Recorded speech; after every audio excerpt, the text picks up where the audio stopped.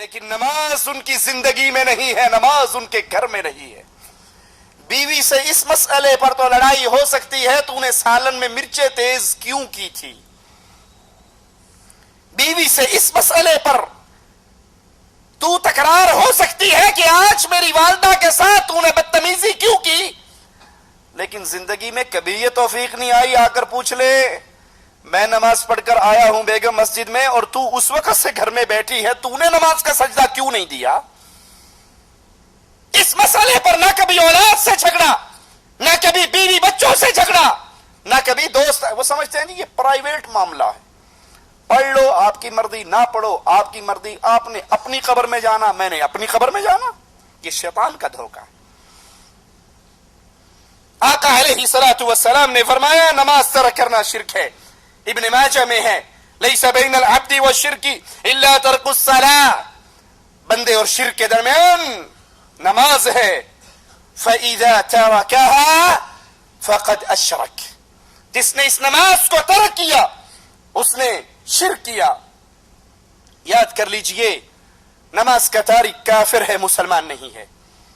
صحیح مسلم کے اندر امام الانبیاء امام اعظم محمد الرسول اللہ صلی اللہ علیہ وسلم کا یہ فرمان موجود ہے، ان بین الرجل و بین الشرک والکفر ترک الصلاۃ، بندے کے درمیان اور کفر اور شرک کے درمیان نماز ہے۔ جو اس نماز کو ترک کر دیتا ہے وادی ایمان سے نکل کر وادی کفر میں داخل ہو جاتا ہے۔ ترمذی میں ہے امام الانبیاء فرماتے ہیں علیہ الصلوۃ والسلام بین الکفر والایمان ترک الصلاۃ، ایمان اور کفر کے درمیانی شے نماز کا ترک کرنا ہے۔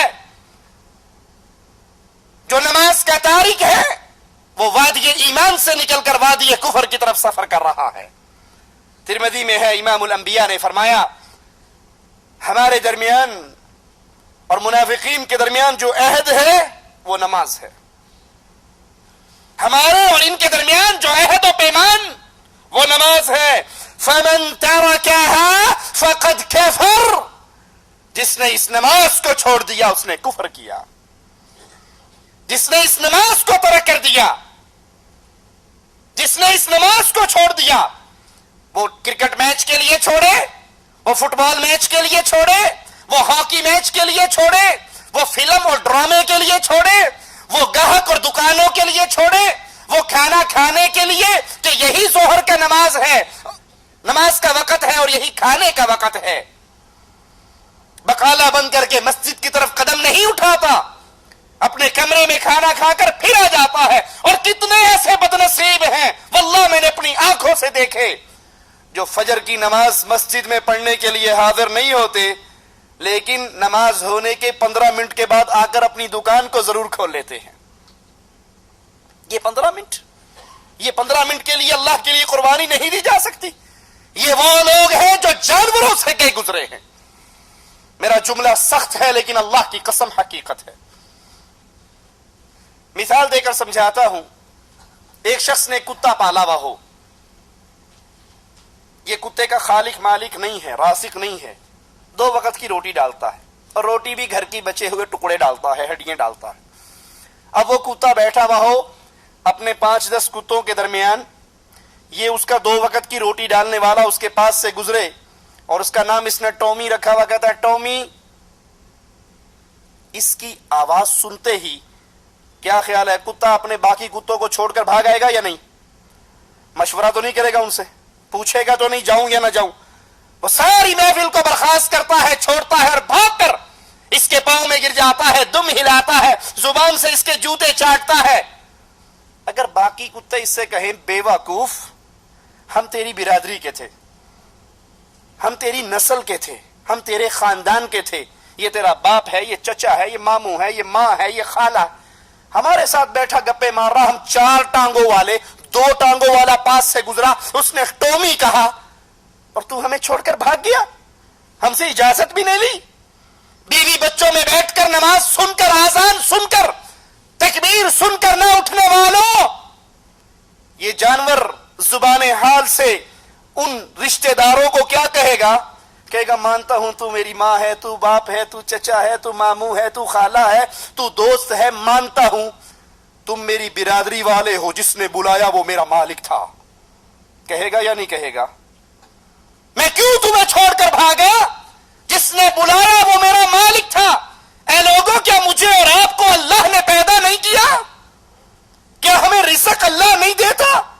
کیا یہ پیاری آنکھیں ہمیں اللہ نے نہیں عطا کی؟ کیا یہ پیارا چہرہ ہمیں اللہ نے نہیں دیا؟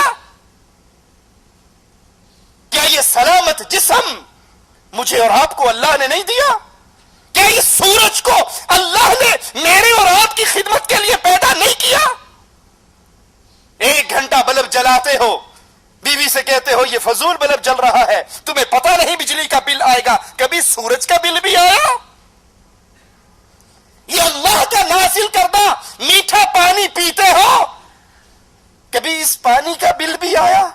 یہ ہوا بند ہو جائے تو ہماری زندگی ختم ہو جائیں, کیا کبھی اس ہوا کا اللہ کی طرف سے بل آیا؟ یہ پوری کائنات اللہ نے آپ کے لیے پیدا کی ہے اور آپ کو اپنی عبادت کے لیے پیدا کیا ہے.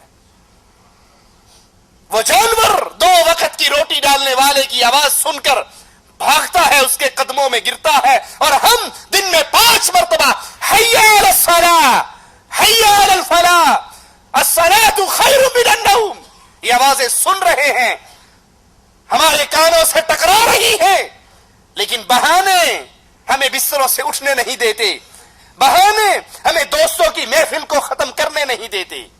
یاد کر لیجئے, اللہ کے رسول علیہ الصلوۃ والسلام منافقین اور مومنین کے درمیان جو عہد بیان کر رہے ہیں وہ نماز ہے. جس نے اس کو چھوڑ دیا اس نے کفر کیا. امام الانبیاء امام اعظم محمد الرسول اللہ صلی اللہ علیہ وسلم فرماتے ہیں, من ترک الصلاة متعمدا فقد کفر جہارا, جس نے جان بوجھ کے نماز چھوڑی. جان بوجھ کے کیا مطلب؟ اس کو پتا ہے نماز کا وقت داخل ہو چکا ہے, اذان سن چکا ہے, تکبیر سن چکا ہے, لیکن وہ کہتا ہے جی مولوی صاحب یہ جو ڈرامہ میں دیکھ رہا ہوں نا یہ آخری سیریز ہے, یہ آخری ہے, اور یہاں پر ابھی فائنل ہونے والا ہے کہ وہ جو لڑکی تھی فلاں کے عشق میں مبتلا ہوئی اس کی اس سے شادی ہو سکے گی یا نہیں. اگر اب نماز کے لیے اٹھ کر چلا گیا تو وہ جو آخری لب لباب سین تھا میں اس کو دیکھنے سے محروم ہو جاؤں گا. اچھی مولوی صاحب نماز کیا, اذان تو میں نے سن لی, لیکن آپ نہیں جانتے شاہد افریدی بیٹنگ کر رہا ہے, اگر اس نے کوئی چھکا لگا دیا یا یہ آؤٹ ہو گیا تو وہ جو سین ہے وہ میں دیکھنے سے محروم ہو جاؤں گا. ارے ایک میچ تیرا شیطان سے لگا ہوا ہے, اگر اس نے تجھے آؤٹ کر دیا اور موت کا فرشتہ اٹھا کے لے گیا تو پھر اللہ کے سامنے کس منہ سے کھڑا ہوگا؟ کئی نمازی آ کر امام صاحب کو کہتے ہیں, امام صاحب ذرا نماز کا ٹائم چینج کر لو. کو جی کیوں 8:30 بجے کی بجائے 8:45 کیوں کر لیں؟ کہا جی وہ جو ہے نا 8:30 بجے 8:35 پہ ڈرامہ ختم ہوتا ہے اور 8:30 پہ نماز کھڑی ہوتی ہے, ذرا مہربانی 10 منٹ آپ آگے کر لیں, تو اڈا کی جانا ہے ساڈا کم سر جانا ہے.